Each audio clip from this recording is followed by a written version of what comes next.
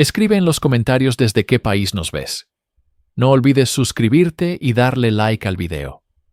Imaginen una calle tranquila de Miami en los años 70. El sol brilla, los niños juegan. De repente, el rugido de una motocicleta rompe la paz. Dos sicarios descienden y acribillan a un hombre a plena luz del día, dentro de una licorería. Este no es un acto de violencia al azar, es un mensaje. Un mensaje firmado con sangre por una mente maestra que transformaría el narcotráfico para siempre. Una mujer cuyo nombre se susurraría con una mezcla de terror y reverencia. Griselda Blanco, la viuda negra, la madrina de la cocaína. Su reinado de terror apenas comenzaba, sembrando las semillas de una guerra que teñiría de rojo las calles de Florida. Para entender al monstruo, primero hay que explorar la cuna que lo meció. Griselda Blanco nació en 1943, en las entrañas polvorientas de Cartagena, Colombia, un lugar donde la belleza del Caribe apenas lograba ocultar la miseria endémica. Su infancia no fue un lienzo de inocencia, sino un mural crudo pintado con los colores de la pobreza extrema y el abandono. Su madre, Ana Lucía Restrepo, luchaba sola en un mundo que no ofrecía segundas oportunidades a las mujeres sin recursos, y esta lucha constante impregnó el aire que respiraba la joven Griselda. Desde muy temprano, la supervivencia se convirtió en su único evangelio. Trasladada a los suburbios de Medellín, un hervidero de delincuencia y desesperación, el instinto de Griselda se afiló hasta convertirse en un arma. Las calles no eran un patio de recreo, sino un campo de entrenamiento. Aprendió a robar carteras, a leer la debilidad en los ojos de los demás y a entender que la violencia era la moneda más valiosa en ese reino sin ley. La anécdota más oscura de su niñez, aunque difícil de verificar y a menudo mitificada, sirve como un prólogo aterrador a su vida. Se cuenta que, con tan solo 11 años, participó en el secuestro de un niño de una familia adinerada. Cuando los padres de la víctima no tomaron en serio la demanda de rescate, se dice que fue Griselda quien, con una frialdad que helaría la sangre, tomó un arma y ejecutó al niño. ¿Verdad o leyenda? Esta historia se convirtió en parte de su identidad, un susurro que la precedía. Fue en este caldo de cultivo, entre la indiferencia social y la brutalidad cotidiana, donde su psique se forjó. No desarrolló empatía porque nunca la recibió. Aprendió que el miedo era una forma de respeto, y que el poder, sin importar cuán sangriento fuera su origen, era el único camino para escapar del fango en el que había nacido. La adolescencia de Griselda fue una transición acelerada de la supervivencia callejera a una forma más estructurada de delincuencia. A los 13 años, huyendo de los abusos en su hogar, se sumergió por completo en el AMPA de Medellín. Fue en este submundo donde conoció a Carlos Trujillo, un falsificador de documentos y proxeneta de poca monta. Para Griselda, Trujillo no representaba el amor, sino una oportunidad. Era su primer peldaño en una escalera que estaba decidida a subir, sin importar a quién tuviera que pisar. Se casó con él siendo apenas una adolescente, y tuvieron 3 hijos: Dixon, Uber y Osvaldo. Juntos emigraron ilegalmente a Queens, Nueva York, a mediados de la década de 1960, buscando una versión corrupta del sueño americano. Pero la dinámica de poder en su relación estaba destinada a fracturarse. Griselda no había nacido para ser la esposa de un delincuente menor. Su ambición era voraz, ilimitada. Las disputas comerciales y la creciente sed de control de Griselda envenenaron el matrimonio. Años después, Carlos Trujillo moriría en circunstancias misteriosas. Oficialmente, fue a causa de una cirrosis, pero en los círculos criminales, el rumor era un grito unánime: Griselda lo había mandado a matar. Se había puesto su primer velo de viuda, un atuendo que se convertiría en su firma macabra. Libre de Trujillo, pero no de su ambición, conoció al hombre que le abriría las puertas del verdadero poder. Alberto Bravo, un contrabandista con visión. Bravo no traficaba con personas ni con papeles falsos. Él veía el futuro en un polvo blanco que comenzaba a inundar las calles de Estados Unidos. Vio en Griselda una astucia y una falta de escrúpulos que complementaban perfectamente las suyas. Juntos, no solo se convertirían en marido y mujer, sino en los arquitectos de un puente de cocaína entre Medellín y Nueva York.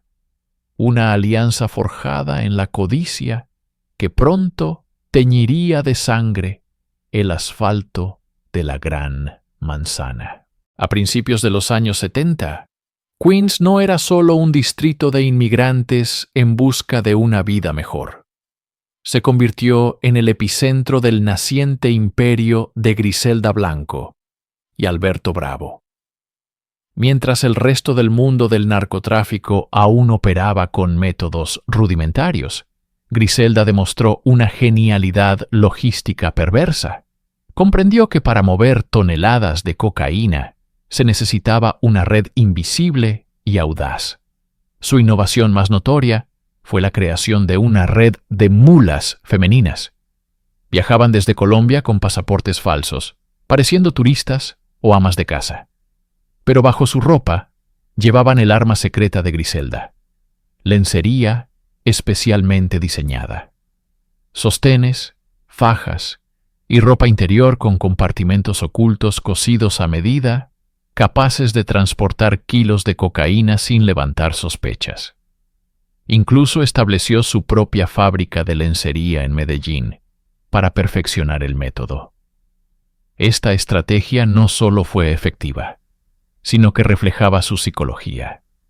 Utilizaba la subestimación de la mujer en una sociedad machista como su principal ventaja. Nadie sospechaba de las abuelas o las jóvenes que pasaban por la aduana. El negocio explotó. El dinero fluía en cantidades obscenas. Compraron propiedades, negocios de fachada y voluntades. Pero a medida que el imperio crecía, también lo hacía la paranoia y la brutalidad. Griselda no toleraba la competencia ni la deslealtad. Las calles de Queens empezaron a ser testigos de una violencia desconocida, tiroteos a plena luz del día y ejecuciones calculadas. Fue aquí donde comenzó a forjar su leyenda como la madrina. A diferencia de Bravo, que prefería la discreción, Griselda disfrutaba del miedo que inspiraba.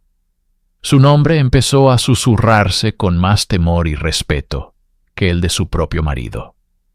La semilla del imperio había germinado, pero estaba regada con sangre, y en su interior, una lucha de poder letal entre sus dos creadores estaba a punto de estallar, amenazando con devorarlos a ambos. Para 1975, el imperio de Griselda Blanco en Nueva York era tan vasto que su estruendo llegó a oídos de las autoridades federales. La DEA, en una investigación a gran escala denominada Operación Banshee, logró armar el primer gran caso federal contra una red de narcotráfico de alto nivel. Griselda, su esposo Alberto Bravo y decenas de sus lugartenientes fueron acusados formalmente. El cerco se estaba cerrando. Ante la amenaza de una larga condena en una prisión estadounidense, Griselda no dudó. Con la misma rapidez con la que había construido su red, la desmanteló temporalmente y huyó. Se llevó a su hijo menor, Michael Corleone, y regresó a Colombia, un refugio seguro donde su dinero y su influencia la hacían intocable. Pero este regreso no fue un retiro, sino una reconfiguración estratégica. En Colombia, la tensión con su esposo, Alberto Bravo, alcanzó un punto de no retorno. Las acusaciones eran mutuas. Bravo la culpaba por su estilo de vida ostentoso y violento que había atraído la atención de la ley, mientras Griselda lo acusaba de robar millones de dólares de las ganancias del negocio. La confrontación era inevitable y se materializó de la forma más violenta posible. En el estacionamiento de un club nocturno en Bogotá, los dos capos se encontraron. La discusión escaló rápidamente a un tiroteo sangriento. Griselda, que según los informes llevaba una pistola oculta en la bota, recibió un disparo en el estómago, pero no antes de descargar su propia arma. Alberto Bravo y 6 de sus guardaespaldas cayeron muertos. Griselda sobrevivió. Aquel baño de sangre no fue solo el fin de su matrimonio, fue su coronación. Eliminó a su socio, a su mentor y a su último rival por el control absoluto. Renació de la violencia, ya no como la consorte del rey, sino como la única y soberana reina de la cocaína. Herida pero más poderosa que nunca, comenzó a planificar su regreso a Estados Unidos, no como una fugitiva, sino como una conquistadora. Miami la esperaba, sin saber que estaba a punto de convertirse en el campo de batalla personal de la mujer más temida del narcotráfico. A mediados de la década de 1970, Miami era un lienzo de colores pastel, sol y promesas. Un paraíso para jubilados y turistas, con el suave murmullo del Atlántico como banda sonora. Pero bajo esta superficie brillante, una corriente oscura comenzaba a agitarse. Y con la llegada de Griselda Blanco, esa corriente se convertiría en un maremoto de sangre. Huyendo de la ley en Nueva York, Griselda no llegó a Florida buscando un nuevo comienzo. Llegó buscando un nuevo reino. No se infiltró en el negocio de la cocaína de Miami. Lo tomó por asalto. La ciudad, acostumbrada a una violencia criminal más contenida y discreta, no estaba preparada para la ferocidad que ella desataría. La guerra no se libraría en callejones oscuros, sino a plena luz del día. El punto de inflexión, el momento en que Miami perdió su inocencia, fue la infame masacre del centro comercial Dadaland en 1979. En medio de compradores y familias, los sicarios de Griselda, actuando con una audacia militar, abrieron fuego contra sus rivales en una licorería. Las balas de ametralladora destrozaron escaparates y cuerpos por igual. Fue una declaración de intenciones, un acto de terrorismo narcotraficante que gritaba al mundo que las viejas reglas habían muerto. La policía quedó atónita. Los medios lo llamaron el inicio de las guerras de la cocaína. Para los habitantes de Miami, fue el amanecer de una era roja, donde la violencia podía estallar en cualquier lugar y en cualquier momento. Griselda no solo traficaba con un producto, traficaba con el miedo.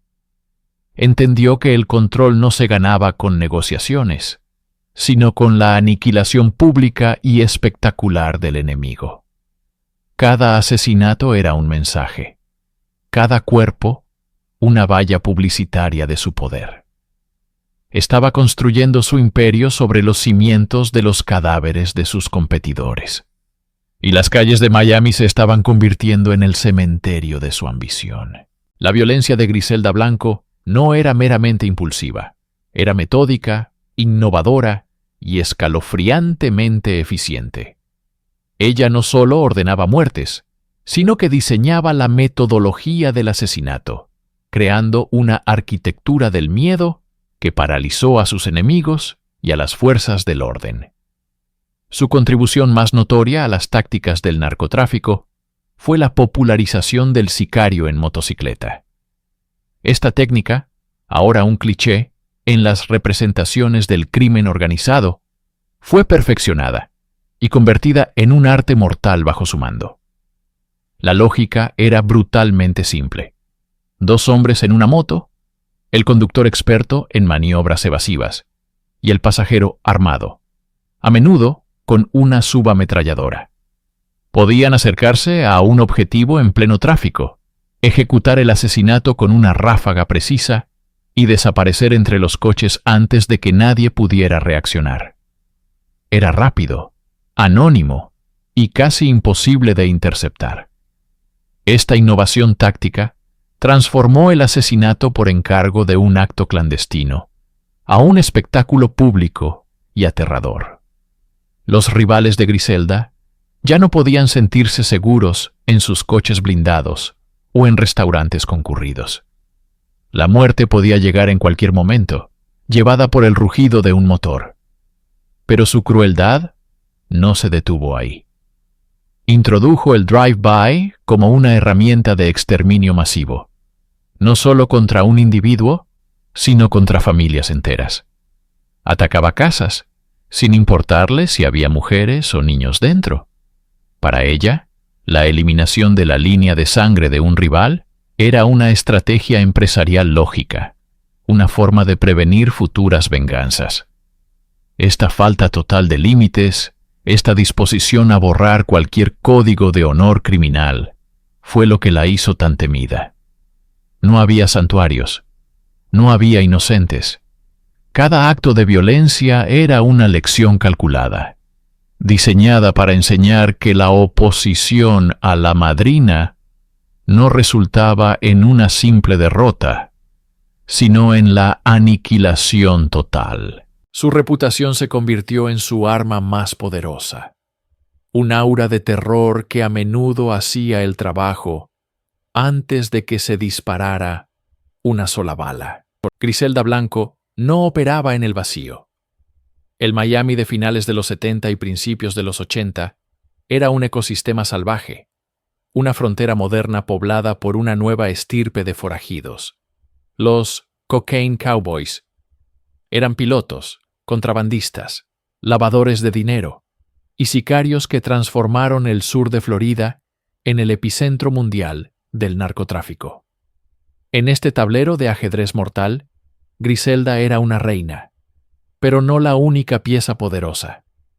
Se vio obligada a forjar alianzas inestables con otras figuras clave del Cártel de Medellín y con traficantes estadounidenses. Nombres como los hermanos Ochoa, Carlos Leder y Max Mermelstein formaban parte de esta red interconectada de poder y codicia. Estas asociaciones eran matrimonios de conveniencia, impulsados por la necesidad de rutas de contrabando, redes de distribución y protección mutua. Durante un tiempo, la cooperación funcionó. El flujo de cocaína hacia Estados Unidos se convirtió en un tsunami blanco, generando miles de millones de dólares y alimentando un estilo de vida de excesos inimaginables. Sin embargo, en un mundo donde la lealtad se compraba y la traición era una herramienta de ascenso, ninguna alianza podía durar. El ego, la paranoia y las disputas por el territorio o por cargamentos perdidos inevitablemente envenenaban las relaciones. Griselda, con su naturaleza desconfiada y su temperamento violento, era particularmente propensa a convertir a sus socios en enemigos mortales.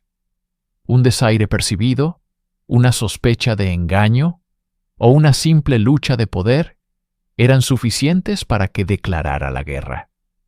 Su conflicto con antiguos socios como los hermanos Jiménez se convirtió en una leyenda sangrienta, una vendetta personal que dejó un rastro de cadáveres a ambos lados. Navegó este mundo de depredadores, siendo la más implacable de todos. Entendía la dinámica del poder. Uno podía ser un socio útil un día y una amenaza existencial al siguiente. Para Griselda, cada aliado era un enemigo potencial, y cada apretón de manos ocultaba la posibilidad de una daga en la espalda. En la cima de su imperio, Griselda Blanco se rodeó de una opulencia que rivalizaba con la de la realeza. Su poder no solo se medía en kilogramos de cocaína o en el número de sus víctimas, sino también en la ostentación descarada de su riqueza. Vivía en mansiones palaciegas, Conducía coches de lujo personalizados y se adornaba con joyas deslumbrantes, incluyendo un anillo de esmeraldas que, según se dice, perteneció a Eva Perón. Sus fiestas eran legendarias, eventos decadentes donde el champán y la cocaína fluían libremente, y donde se celebraban orgías y rituales extraños. Bautizó a su hijo menor como Michael Corleone, una clara señal de cómo se veía a sí misma, la matriarca de una dinastía criminal, la figura central de su propia epopeya mafiosa. Esta fachada de extravagancia y control absoluto ocultaba una realidad mucho más oscura, una paranoia que la consumía por dentro. La misma violencia que utilizaba para mantener el poder se había convertido en una amenaza constante en su propia mente. Vivía en una fortaleza dorada, pero era una prisionera. Dormía con una pistola bajo la almohada y cambiaba de habitación varias veces por noche, aterrorizada por los asesinos que imaginaba acechando en cada sombra. Desconfiaba de todos, incluso de su círculo más íntimo. Cualquier mirada, cualquier palabra susurrada, podía ser interpretada como una traición. Exigía que sus amantes hicieran el amor con ella a punta de pistola.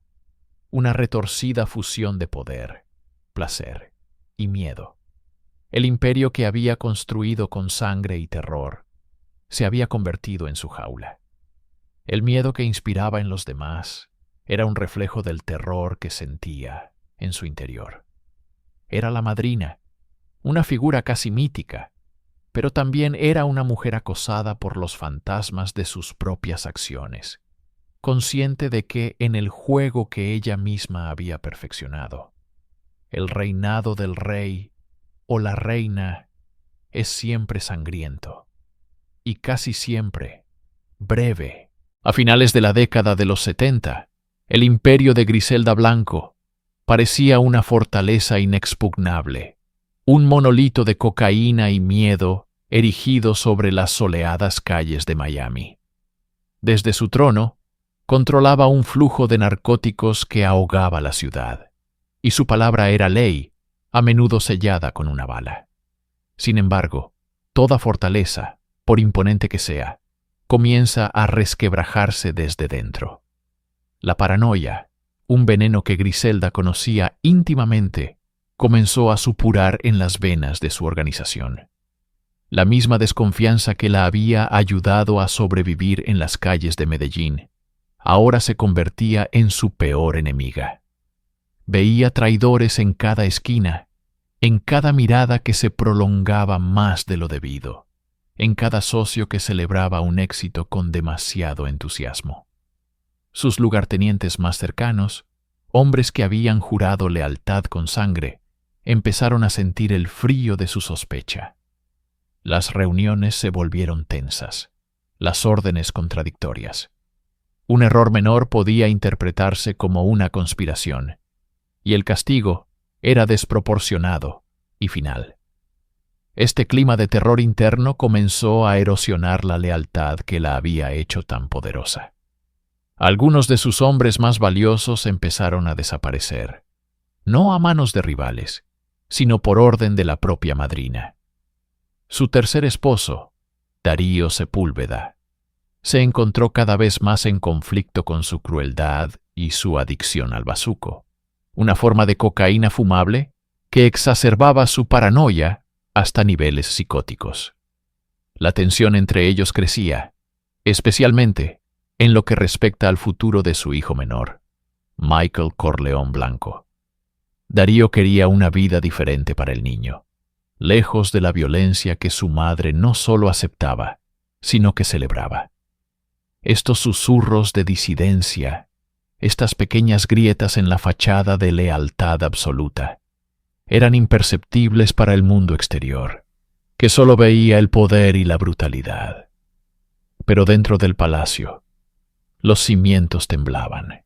El imperio no caería por un asalto frontal, sino por la implosión de la mente de su reina. El 11 de julio de 1979, El sol de la tarde bañaba el Dadeland Mall, uno de los centros comerciales más concurridos de Miami. Las familias compraban, los adolescentes se reunían, y la normalidad de la vida suburbana fluía sin interrupciones. Nadie podía imaginar que estaban a punto de convertirse en testigos de uno de los actos más descarados y sangrientos de la guerra de la cocaína.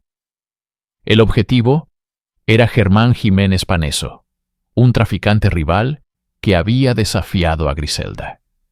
Se encontraba dentro de la licorería Crown Liquors, acompañado de su joven guardaespaldas, Juan Carlos Hernández.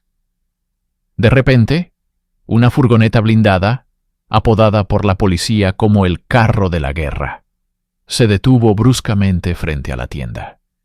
De su interior emergieron varios sicarios, armados con subfusiles Ingram Mac 10. No hubo advertencia, no hubo diálogo. La fachada de cristal de la licorería estalló en una lluvia de fragmentos mientras una ráfaga de balas barría el interior. El estruendo de los disparos automáticos resonó por todo el centro comercial, sembrando el pánico. Los compradores corrían para salvar sus vidas, abandonando sus bolsas y buscando refugio. Dentro de la tienda, la escena era apocalíptica. Jiménez y su guardaespaldas cayeron acribillados por docenas de impactos. La violencia fue indiscriminada, brutal y, sobre todo, pública. Este no fue un ajuste de cuentas en un callejón oscuro. Fue una ejecución a plena luz del día, un espectáculo de terror diseñado para ser visto. La masacre de Dadeland fue la tarjeta de presentación de Griselda Blanco al público estadounidense. Fue la declaración definitiva de que sus reglas eran las únicas que importaban y que no había lugar seguro para sus enemigos. La policía llegó para encontrar un escenario de carnicería y más de 60 casquillos de bala esparcidos por el suelo. Miami se despertó a una nueva realidad. La guerra ya no se libraba en las sombras. La sangre ahora manchaba los lugares más cotidianos. Y el nombre de los Cocaine Cowboys se grabó a fuego en la conciencia de la ciudad. La masacre de Dadeland fue un punto de inflexión. La violencia de los cárteles colombianos ya no podía ser ignorada como un problema interno del AMPA. La sangre derramada en un lugar público y familiar conmocionó a la sociedad y presionó a las fuerzas del orden a actuar de manera decisiva. Hasta ese momento, la figura de Griselda Blanco era un fantasma, una leyenda susurrada entre traficantes y soplones. No había fotos claras, ni una dirección fija, ni pruebas que la vincularan directamente con la montaña de cadáveres que crecía en Miami. Era la mente maestra invisible, protegida por capas de lealtad, y sobre todo, de un miedo paralizante que sellaba los labios de cualquier posible testigo. La DEA y el Departamento de Policía de Miami-Dade se enfrentaban a un laberinto de violencia sin un camino claro hacia su centro. Pero cada monstruo, por astuto que sea, deja un rastro. La masacre fue tan pública, tan arrogante, que generó una cantidad de evidencia circunstancial y atención mediática sin precedentes. Se crearon grupos de trabajo especiales, como la famosa unidad CENTAC 26, dedicada exclusivamente a desmantelar las organizaciones de narcotráfico colombianas. Los detectives, como Bob Palombo y Al Singleton, comenzaron la ardua tarea de recoger los fragmentos. Cada casquillo de bala, cada vehículo abandonado, cada informante tembloroso, era un hilo potencial. Era el hilo de Ariadna en la mitología griega, un delgado cordel que podía guiar a los héroes a través del laberinto para encontrar al Minotauro. Los investigadores comenzaron a conectar los puntos entre homicidios aparentemente no relacionados, descubriendo un patrón de violencia que apuntaba a una sola autoridad central. empezaron a entender la estructura de la organización, identificando a sus sicarios, sus distribuidores y sus contables. El nombre de La Madrina comenzaba a aparecer en los informes de inteligencia, ya no como un rumor, sino como el objetivo principal. La cacería había comenzado oficialmente. Aún estaba a años de distancia, pero por primera vez, la ley tenía un hilo del que tirar. Uno que, si no se rompía, los llevaría directamente al corazón del imperio de Griselda Blanco. Para comprender la magnitud de la crueldad de Griselda Blanco, es necesario pausar la crónica de sus crímenes y sumergirse en las turbias aguas de su psique. La pregunta que resuena a través de las décadas es ineludible. ¿Nació como un monstruo o fue forjada en el fuego de un entorno brutal? La respuesta, como suele ocurrir, es una compleja y aterradora amalgama de ambas. Su infancia en los barrios más pobres de Medellín fue una lección temprana y despiadada sobre la supervivencia. Creció en un mundo donde la violencia era una moneda de cambio y la empatía una debilidad mortal. Los relatos, aunque difíciles de verificar, pintan un cuadro desolador. Una niña obligada a la prostitución, involucrada en pequeños robos y, según la leyenda, cometiendo su primer asesinato a los 11 años. Este crisol de abuso y privación no justifica sus acciones, pero sí moldea el barro del que emergería la madrina. Psicológicamente, Griselda exhibía rasgos claros de un trastorno de personalidad antisocial y narcisista. Poseía una total falta de remordimiento, viendo a las personas no como seres humanos, sino como herramientas o obstáculos en su camino hacia el poder y la riqueza. Su necesidad de control era absoluta. Cualquier afrenta, real o imaginaria, era una herida a su ego inflado que solo podía ser sanada con sangre. Sin embargo, su psicología era también un estudio de paradojas. En el mundo hipermasculino del narcotráfico, utilizó su condición de mujer como un arma. Los rivales la subestimaban, un error que pagaban con sus vidas. Proyectaba una imagen de madre protectora, nombrando a su hijo menor en honor a El Padrino, mientras ordenaba la muerte de los padres de otros niños sin pestañear. Esta dualidad entre la madre y el monstruo, la seductora y la verdugo, era clave para su manipulación. No era simplemente malvada, era una arquitecta de la violencia, una depredadora que entendía que para ser reina en el infierno, tenía que ser más despiadada que todos los demonios. Su entorno le proporcionó las herramientas y la justificación, pero la crueldad, en su forma más pura y concentrada, emanaba de su propio ser. Detrás de la leyenda de La Madrina, detrás de los millones de dólares y el poder desmedido, yace un abismo de sufrimiento humano. Un cementerio sin nombre que se extiende por las calles de Miami y las selvas de Colombia. Las cifras oficiales son inciertas, pero los agentes que la persiguieron y los sicarios que la sirvieron hablan de un número que hiela la sangre.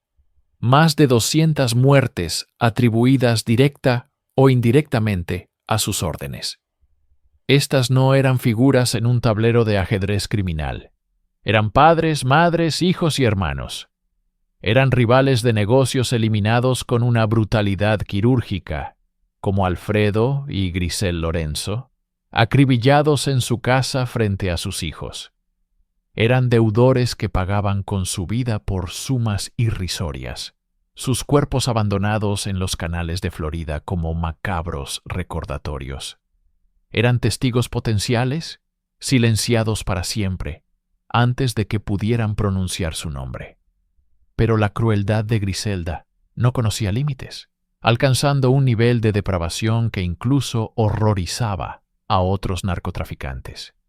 El caso más infame fue el de Johnny Castro, un niño de apenas 2 años, hijo de un antiguo sicario de Griselda, Jesús Chucho Castro. La orden era eliminar a Chucho, pero en el tiroteo desde un coche en marcha, una bala perdida alcanzó al pequeño en el asiento trasero. Cuando sus sicarios le informaron del error, de la muerte del niño, la respuesta de Griselda no fue de remordimiento, sino de satisfacción. Dijo que estaba contenta, que así estaban a mano con el padre. Cada víctima era un eslabón en la cadena de terror que forjó su imperio.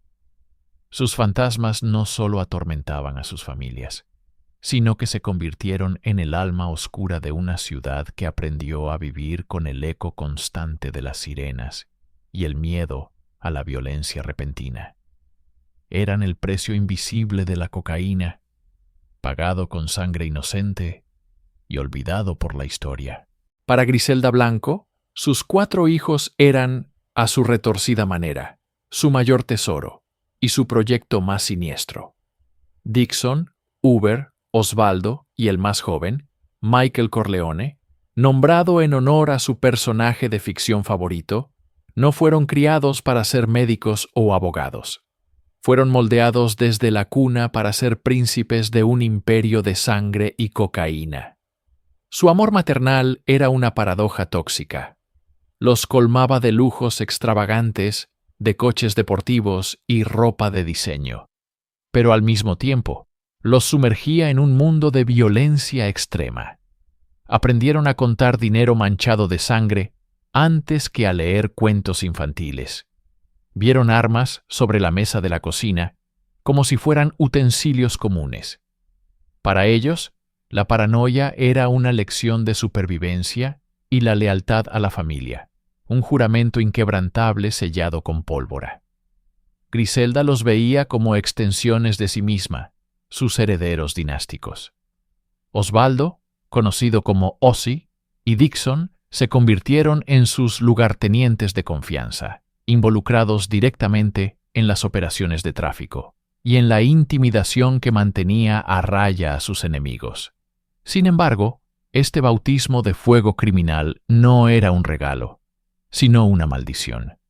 La sombra de su madre era tan vasta que les impedía tener una identidad propia fuera del cartel. Eran los hijos de Griselda, un título que les confería poder temporal, pero que también pintaba una diana permanente en sus espaldas. El legado que les dejó no fue la fortuna que amasó, la cual se desvanecería como el humo. El verdadero legado fue un ciclo de violencia del que no podrían escapar. Estaban atrapados en la guerra que ella había iniciado, condenados a vivir y morir por la espada con la que su madre había construido su trono. Lejos de protegerlos, Griselda los había convertido en los principales objetivos de sus innumerables enemigos, sentenciándolos a un destino tan trágico y violento como el de sus propias víctimas. Todo imperio, por muy sólido que parezca, tiene una grieta. En el caso de Griselda Blanco, esa grieta tenía un nombre: Jorge Rivi Ayala.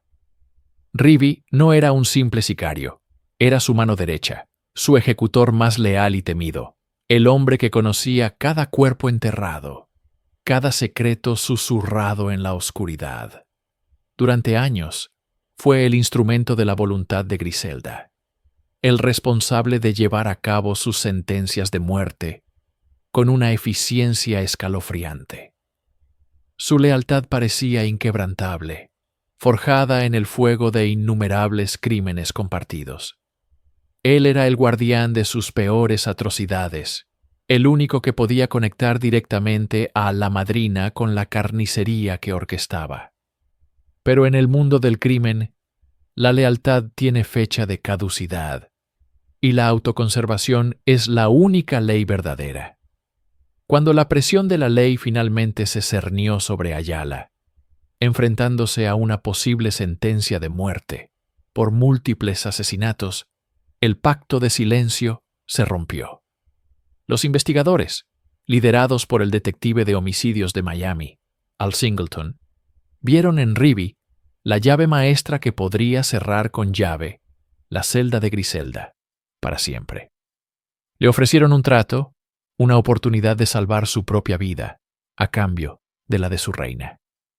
La decisión de Rivi de cooperar fue la traición definitiva, un golpe devastador para Griselda. Era algo que ella nunca previó. En su visión narcisista del mundo, la lealtad hacia ella debía ser absoluta, incluso por encima de la propia vida. El testimonio de Ayala fue una hemorragia de detalles macabros. Describió con frialdad los asesinatos que cometió bajo sus órdenes, las conversaciones, las motivaciones. Narró el asesinato de Johnny Castro, el de los traficantes rivales, el de cualquiera que se interpusiera en su camino. Por primera vez, los fiscales tenían a alguien que podía colocar a Griselda no solo en la cima de la organización, sino con el dedo en el gatillo figurativo de docenas de homicidios. El fantasma de sus víctimas ahora tenía una voz, y esa voz era la de su asesino más fiel. Durante casi una década, el agente de la DEA, Robert Palombo, había estado obsesionado con una sombra, una leyenda conocida como La Madrina. Mientras otros perseguían a los capos masculinos más visibles, Palombo sabía que la mente más brillante y despiadada detrás del flujo de cocaína hacia Estados Unidos era la de Griselda Blanco. Su caza fue una maratón de paciencia y frustración, siguiendo pistas frías desde Nueva York hasta Miami, siempre un paso por detrás de la esquiva reina. A mediados de la década de 1980, Griselda, sintiendo la presión en Miami, se había retirado a una aparente tranquilidad en California. Vivía bajo un alias, en una modesta casa de Irvine, un suburbio anónimo y perfecto para desaparecer. Creía que había burlado a todos, que podía vivir una vida discreta con su hijo menor, Michael Corleone, lejos del campo de batalla que ella misma había creado. Pero Palombo no se había rendido. A través de un minucioso trabajo de inteligencia, siguiendo el rastro del dinero y las comunicaciones, finalmente localizó su escondite. El 17 de febrero de 1985, el día del juicio final llegó. No fue un asalto espectacular con helicópteros y explosiones. Fue una operación silenciosa y precisa. Palombo y su equipo esperaron. Cuando Griselda salió de su casa, la abordaron. El agente se le acercó con calma y la llamó por su verdadero nombre. Ella, acostumbrada a años de anonimato, negó ser esa persona. Pero Palombo, que la había estudiado durante años, que conocía cada detalle de su rostro a través de fotos de vigilancia, no tuvo ninguna duda. El momento de su arresto fue surrealista. La mujer que había ordenado masacres, que había aterrorizado a ciudades enteras, estaba allí, de pie en la acera de un barrio residencial, pareciendo una abuela cualquiera. No hubo disparos, no hubo resistencia violenta, solo la fría e ineludible realidad de la justicia. Mientras le ponían las esposas, el imperio de Griselda Blanco se derrumbó. La mujer que se creía intocable, una diosa de la guerra del narcotráfico, fue finalmente capturada. El juego había terminado, pero su leyenda de terror apenas comenzaba a ser contada en los tribunales. El año 1985 marcó el principio del fin, o al menos eso parecía. Cuando Griselda Blanco finalmente se sentó en el banquillo de los acusados, el mundo esperaba el juicio del siglo. Sin embargo, la realidad fue mucho más compleja y, en cierto modo, decepcionante para quienes anhelaban una justicia total. La Fiscalía de Miami, a pesar de tener una montaña de pruebas que la vinculaban con el tráfico de toneladas de cocaína, enfrentaba un desafío monumental: conectarla directamente con los asesinatos. Los testigos eran sicarios, traficantes y criminales, cuyas credibilidades eran fácilmente demolidas por la defensa. El juicio se convirtió en un circo mediático.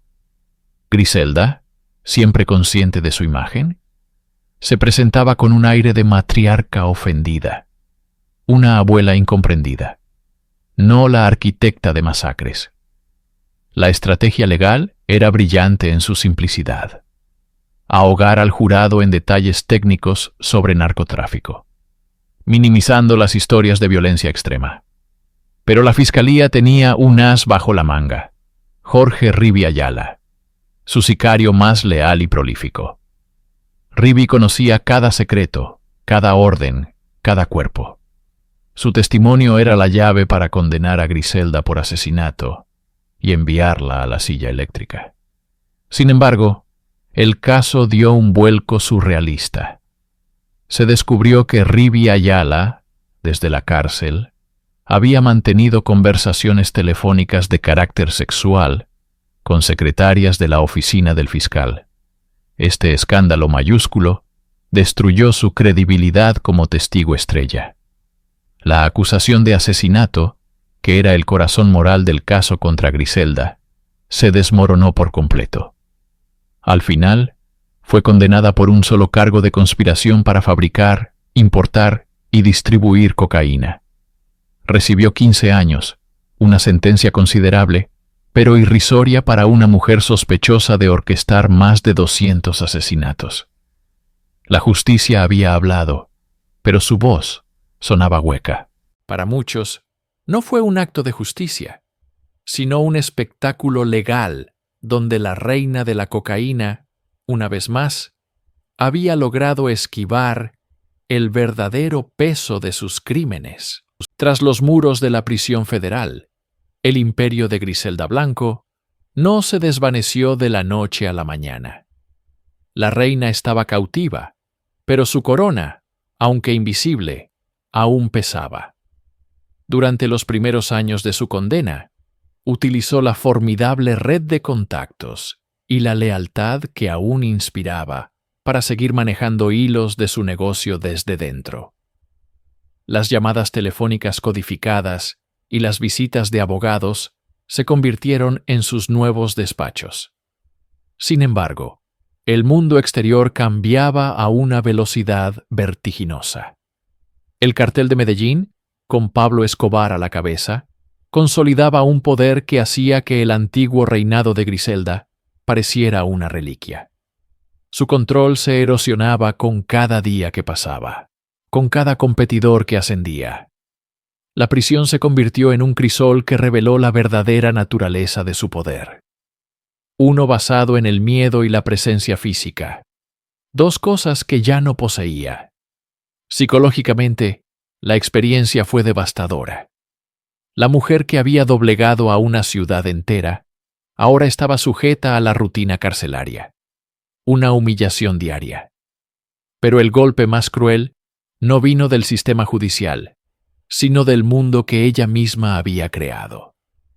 Mientras cumplía su condena, sus hijos, a quienes había intentado proteger a su manera retorcida, fueron cazados uno por uno. Osvaldo y Uber fueron asesinados en Colombia, víctimas de las interminables vendetas del narcotráfico. De sus 4 hijos, solo Michael Corleone Blanco sobreviviría. La noticia de sus muertes la quebró. La matriarca que había ordenado la muerte de los hijos de otros ahora sentía en carne propia el dolor insoportable de la pérdida. En 1994, mientras aún estaba en prisión, el estado de Florida la acusó formalmente de 3 asesinatos, gracias a un acuerdo con Rivi Ayala. Pero con su testigo estrella comprometido, el caso era débil.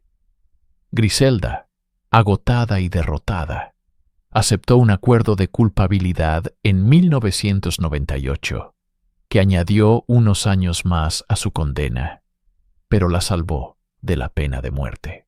La reina había abdicado por completo. En 2004, tras casi 2 décadas en prisiones estadounidenses, una Griselda Blanco de 61 años, irreconocible y desgastada por la enfermedad y el dolor, fue liberada y deportada a Colombia. El mundo que la recibió no era el mismo que había dejado. Medellín, aunque todavía marcada por la violencia, intentaba desesperadamente dejar atrás la era de los grandes capos. Pablo Escobar estaba muerto, el cartel de Cali desmantelado y una nueva generación de traficantes, más discretos y corporativos, controlaba el negocio. Griselda, la leyenda, era ahora un fantasma de una época pasada. Intentó, o al menos aparentó, llevar una vida tranquila. Se estableció en El Poblado, un barrio acomodado de Medellín, y se mantuvo en un estricto bajo perfil. Los rumores decían que vivía de las rentas de propiedades que había comprado en sus años de gloria. Parecía un final extrañamente anticlimático para una vida tan explosiva. La mujer que había sembrado el terror en 2 continentes ahora parecía una abuela más, lejos de los focos y de la violencia. Pero el pasado en el mundo del narcotráfico nunca muere. Simplemente espera. La tarde del 3 de septiembre de 2012, la historia de Griselda Blanco llegó a un cierre brutalmente poético. Salió de una carnicería en el barrio Belén de Medellín, acompañada de su nuera embarazada. En ese instante, 2 hombres en una motocicleta se acercaron. El parrillero descendió, se acercó a ella y, sin mediar palabra, le disparó 2 veces en la cabeza. Murió en el acto. La ironía era macabra y absoluta. Griselda Blanco fue asesinada utilizando el mismo método que ella misma había perfeccionado y popularizado en las calles de Miami décadas atrás: el asesinato desde una motocicleta. La creadora murió a manos de su propia creación. No hubo una investigación exhaustiva. En Colombia, la muerte de una antigua narcotraficante no era una prioridad. Su asesinato se convirtió en una nota a pie de página, el eco final de una vida de violencia que, al final, se volvió contra ella. Griselda Blanco no fue simplemente una criminal. Fue una fuerza transformadora en el oscuro universo del crimen organizado. Su legado es complejo, sangriento y perdura hasta nuestros días. En el aspecto puramente logístico, fue una pionera. Estableció las rutas de contrabando a gran escala entre Colombia y Miami, que se convertirían en la superautopista de la cocaína durante las décadas siguientes. Innovó en métodos de ocultamiento, desde lencería especializada hasta compartimentos secretos en barcos y aviones. Pero su verdadera y más terrible influencia fue la introducción de un nivel de violencia pública y despiadada que cambió las reglas del juego. Antes de ella, las disputas en el AMPA a menudo se resolvían con discreción. Griselda desató la guerra en las calles, popularizando los tiroteos a plena luz del día y los asesinatos desde motocicletas, convirtiendo a Miami en la capital del crimen de Estados Unidos en los años 80. Su filosofía era simple. La violencia no era el último recurso, era el primero. Era una herramienta de negocios, un mensaje publicitario para sus competidores. Psicológicamente, su figura es un estudio de contrastes. Fue una mujer que se abrió paso en el club más misógino y brutal del mundo, utilizando una crueldad que superaba a la de sus homólogos masculinos. Se convirtió en un ícono oscuro, una figura de la cultura pop que representa el poder femenino en su forma más letal y transgresora. Sin embargo, este retrato a menudo olvida el rastro de devastación real que dejó a su paso. Su legado no son solo las películas o las canciones que inspiró, sino las cientos de familias destrozadas, las comunidades aterrorizadas y una generación perdida por la adicción y la violencia. El eco de Griselda Blanco resuena en cada historia de un ajuste de cuentas, en cada vida truncada por el negocio que ella ayudó a construir. Fue una madre, una asesina, una innovadora y un monstruo, y su historia sirve como un sombrío recordatorio de que detrás del mito de la madrina se esconde una verdad ineludible. Un imperio construido sobre cocaína y sangre solo puede terminar en ruinas.